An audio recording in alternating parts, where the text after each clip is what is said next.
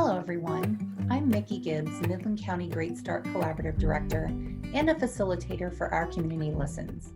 Today, in our Parenting Snippet video, we're going to talk about feelings and emotions and empowering our children and teens. Today, I'm sharing some parenting skills that might be new to some or a refresher for others. And as with everything we do as a parent, we are helping our child's brain develop. A child's brain is not fully developed until about age 22 to 24. And as our child develops and grows, our primary goal is to strengthen connection with our child. We often know as adults that we have many emotions and feelings throughout the day or the week, and those emotions are the result of events or occurrences, the behavior of others or even ourselves, and so much more. Our feelings are important to us. Our emotions help us act, and they help us make decisions. They help us identify our values, and they help us grow and learn. The same is true for our children and our teens. However, as parents, it's sometimes hard for us to watch them experience difficult emotions. And it's even harder to help them work through those emotions and their actions that may or may not have been acceptable. So, how do we sort through these challenges? I'm going to give you 3 things to remember about emotions and feelings with children and teens. Then I will show you some brief actions you can take to help your child work through those emotions and some personal growth. So to make this easy for you to remember today, we're going to call this live, label, and learn. So live is our first step. Live just means it is important for us to allow our child or teen to live and experience the emotion they are having. This is the step that's actually hardest for me as a parent, because as parents, we sometimes can interrupt the sheer experience of a good or a bad feeling. For example, have you ever been in a hurry when your child is sharing some excitement about their day? Or have you ever wanted to sugarcoat an experience or quickly make your child feel better because when they are upset or angry? Sure, most of us have done those things. We care about our children and we care about their lives.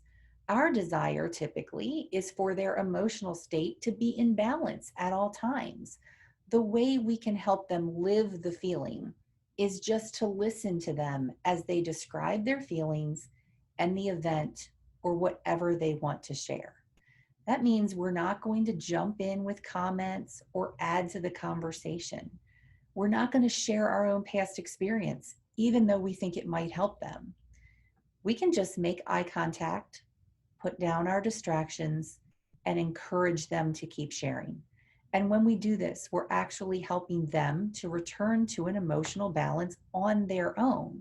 So we're achieving that goal that we so badly want in a different way.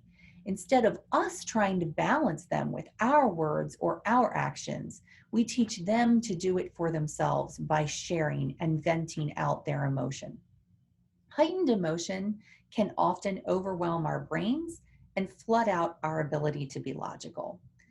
By listening, we help them to share and experience the emotion and return to a point of balance. And this becomes really important when we get to the learn stage. Now let's talk about label it. After your child or teen has shared, sometimes at a very long length with you, it's important for you to share that you heard their emotion. So we need to reflect back the feelings and the facts of what they shared. For example, I can tell you are disappointed that you did not get to sit next to your friend at the lunch table.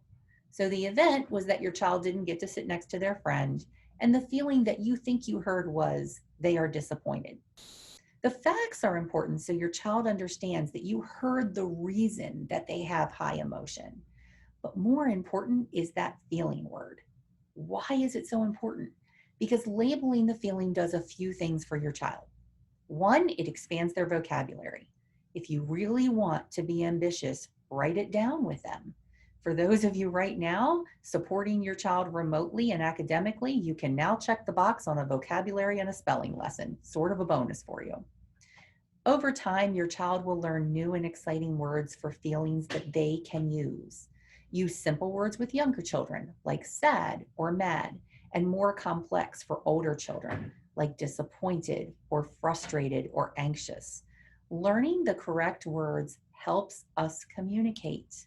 Imagine how hard it would be if you were at a restaurant and you looked around, you didn't have utensils at your table, and you didn't know the word for fork or spoon.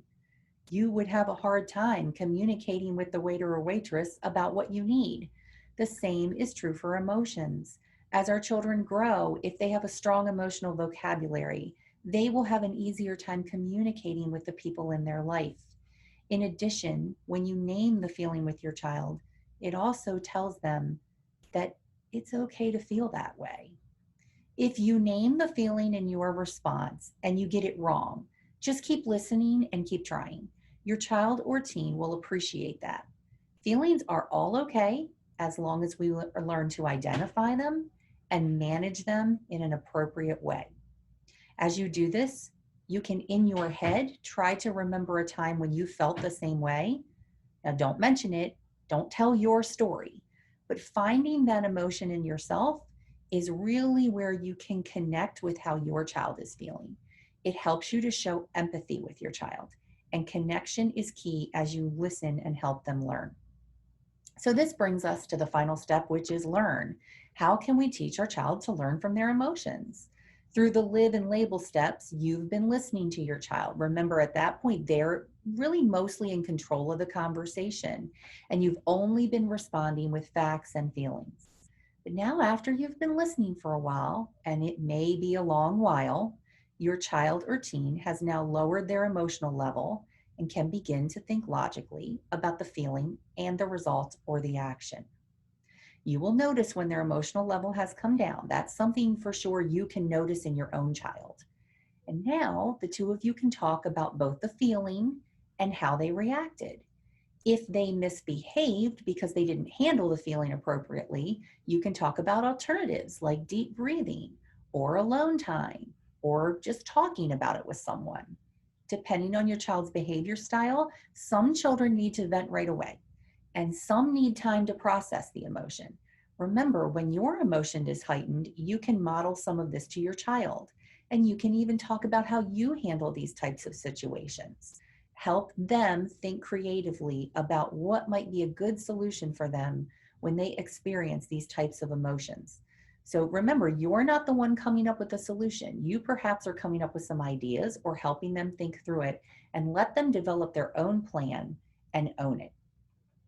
So let's review. We're going to allow them to live the emotion and just experience it. We're not going to fix it for them. Help them label it, put some words to it. The emotion, create some learning from the emotion. This is equally true for both positive and negative emotions with your child. Your child's social emotional intelligence is equally as important as their academic learning, if not more. Their brains are developing until about age 22. So keep working on those life lessons with your child. And over time, you will find that they become better at self-management and they can learn to be empathetic. And what you might see as they get a little older is they're actually teaching this to others. Thank you for spending time with me today.